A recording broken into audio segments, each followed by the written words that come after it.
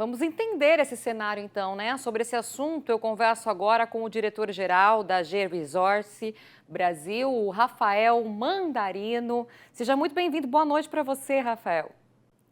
Boa noite, é sempre um prazer estar aqui conversando com vocês mais uma vez, sempre mais uma sexta-feira aqui para a gente estar contribuindo e tentando explicar um pouco esses movimentos. Olha, e a gente viu, né? A estimativa para a área de soja caiu muito, né? E a do milho subiu. O que aconteceu, Rafael?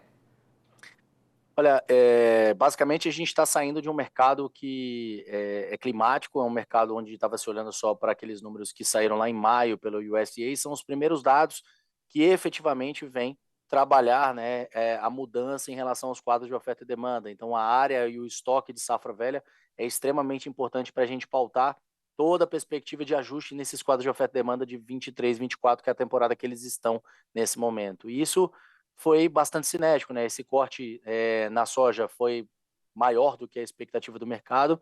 A mesma forma, a gente teve esse incremento no milho. Eu mostro aqui a minha preocupação ao produtor, porque quando a gente olha para uma soja, todo mundo tem aquela perspectiva de afirmar de que a soja ela é mais rústica, né? Ela tem condição de se recuperar diante de qualquer melhoria climática, né? Muito mais do que o milho. E eu me preocupo. Tivemos várias semanas de seca nos Estados Unidos desde o início do plantio, seca que veio se aprofundando. Essa semana tivemos um monitor de seca que aprofundou ainda mais a condição, né, de secura no solo, principalmente ali no meio oeste americano.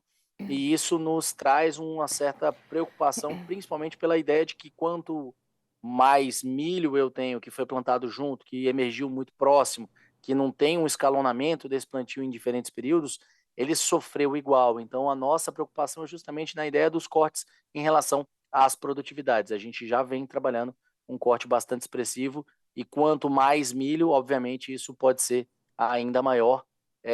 Precisamos aguardar aí, né, no próximo relatório no dia 12 de julho, que a gente deve ver alguns ajustes em relação a essas produtividades, sim, que vai movimentar ainda mais esse mercado. Até quero falar daqui a pouquinho com você a respeito do clima, né? Porque agora o mercado vai ficar de olho no clima, o produtor tem que ficar bastante de olho no clima, mas eu quero falar daqui a pouquinho.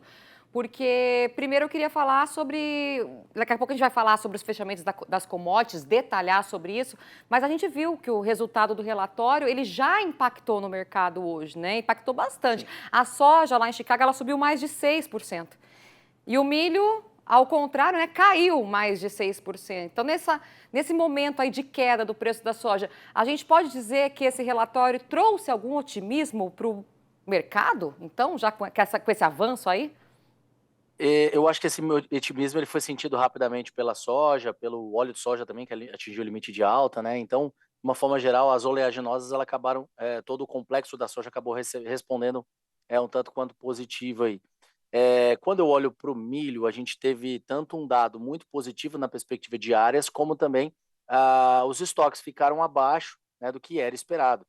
Então a gente tem um estoque aí que, se eu não me engano, é um dos estoques que estão os mais baixos desde 2013, 2014, tá? E foi um pouco abaixo do que a expectativa que a gente tinha, comercialmente falando, né, o que tinha de consenso no mercado.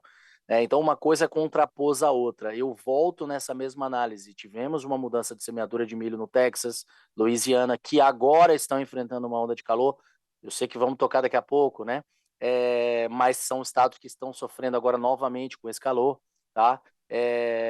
Tivemos também um aumento em Iowa e em Illinois, são estados que estiveram também sobre o centro das atenções climáticas nesse último período, né? Não para frente, mas que esteve sobre esse forte calor, essas fortes ausências de chuvas e temperaturas que acabaram batendo nessas produtividades, né? Dakota do Norte e Dakota do Sul também tiveram incremento. Então, a minha preocupação é exatamente em relação a um estoque menor de safra velha, havendo, obviamente, um aperto, né, no estoque de passagem para o 23, 24.